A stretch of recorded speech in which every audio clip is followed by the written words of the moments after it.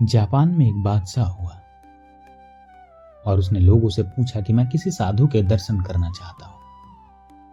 उसके वजीरों ने कहा, साधु के दर्शन? गांव गांव सड़क सड़क साधु ही साधु हैं, कहीं भी जाएं और दर्शन कर लें।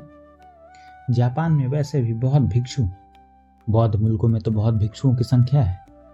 कंबोडिया में कोई 2-3 करोड़ की तो आबादी और 20 लाख भिक्षु। वैसे ही जापान में है, बहुत भिक्षु हैं, वैसे ही और जगहों पर भी हैं। तो बादशाह से उन वजीरों ने कहा, भिक्षु या साधु की क्या कमी है, अभी चाहें जितनी भीड़ लगा लें। उसने कहा, नहीं, लेकिन मैं साधु के दर्शन करना चाहता हूं। उन्होंने कहा, लेकिन साधु के दर्शन का क्या अर्थ है? सड़क पर आ जाएं, साधु ही साधु हैं। उसने कहा, अगर यही साधु होते तो मैं तुमसे साधु के दर्शन के लिए नहीं कहता। ये सब मुझे अभिनय करते हुए लोग मालूम पड़ते हैं। एक खास ढंग के कपड़े पहन लेने से, खास ढंग से सिर मुड़ा लेने से, खास ढंग का झोला लटका लेने से कोई साधु कैसे हो सकता है? ये सब मुझे बड़े इमेच्योर, बड़े बचकाने लोग मालूम पड़ते हैं। इनके भीतर अभिनय की वृत्ति है। ये सारे के सारे एक्टर तो हो सकते हैं, लेकिन ये साधु कैसे हो सकते हैं?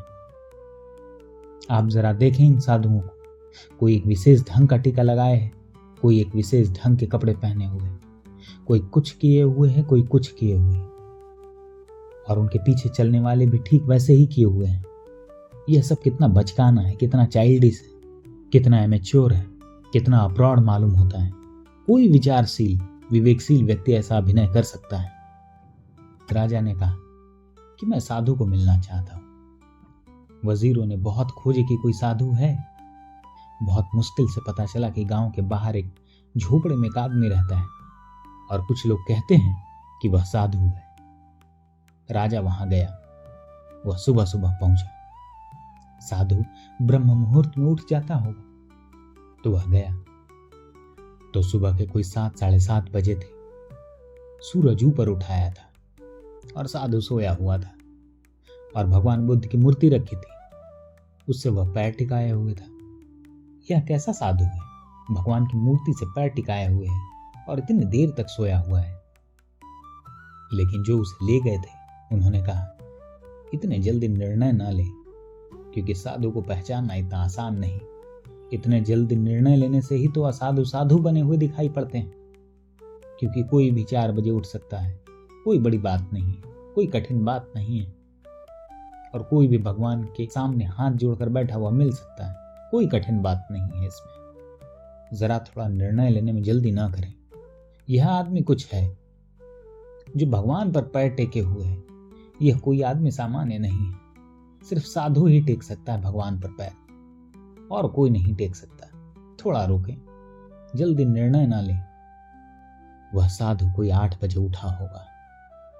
राजा ने उसे छूटते ही पूछा, तुम इतनी देर तक सोए हुए थे? साधु को तो ब्रह्म मुहूर्त में उठ जाना चाहिए।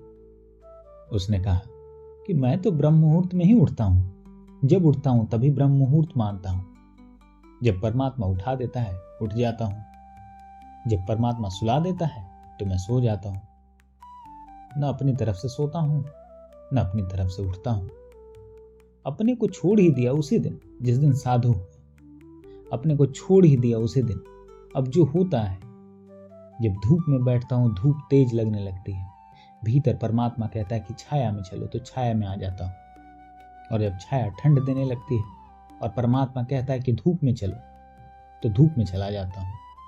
अपने को मैंने छोड़ दिया है। अब मैं सिर्फ जी रहा हूं और मैं नहीं हूं।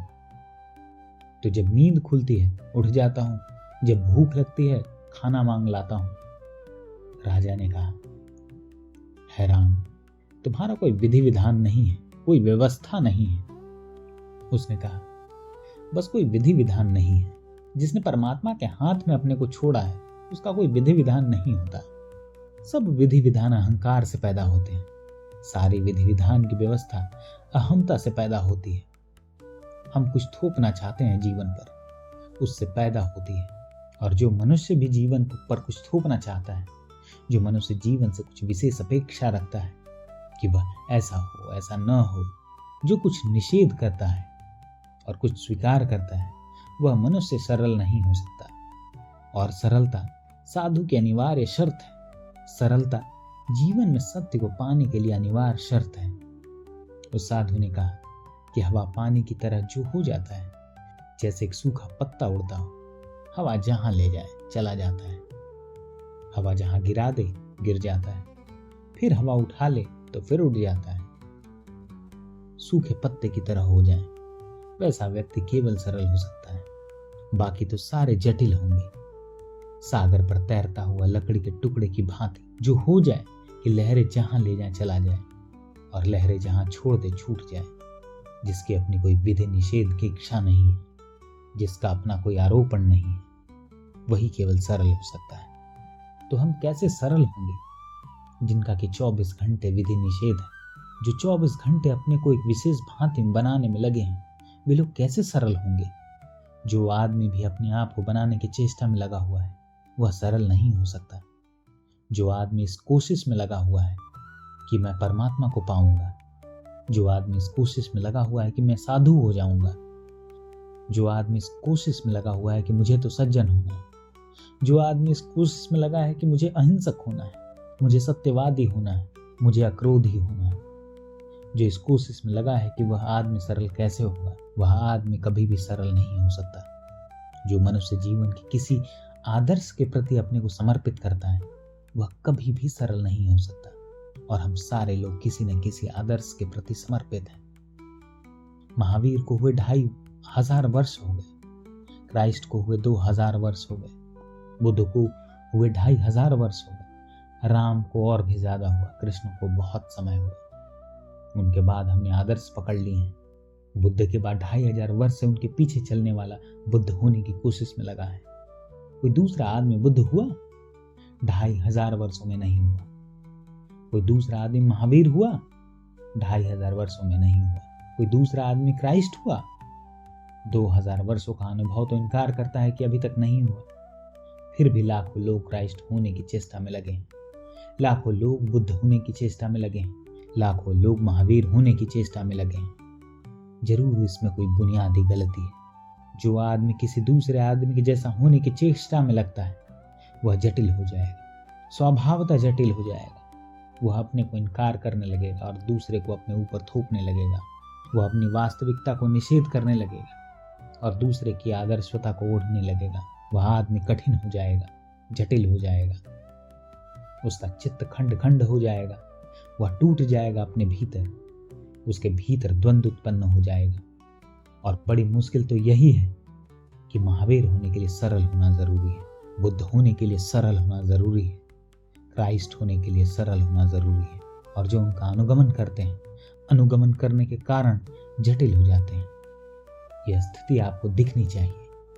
कोई किसी का अनुगमन करके कभी सरल नहीं हो सकता। अनुगमन का अर्थ हुआ कि मैंने दूसरे मनुष्य जैसे होने की चेष्टा शुरू कर दी, बिना उस मनुष्य को समझे हुए। इससे कभी कोई कृष्ण, कभी कोई महावीर, कभी कोई बुद्ध नहीं बन सकता। अगर विचार पसंद आ रहे हैं तो चैनल को सब्सक्राइब जरूर करें और कमेंट करके हमें बताएं कि आपको यह वीडियो कैसा लगा, या कोई सुझाव अगर आप देना चाहते हैं तो जरूर कमेंट करें। धन्यवाद।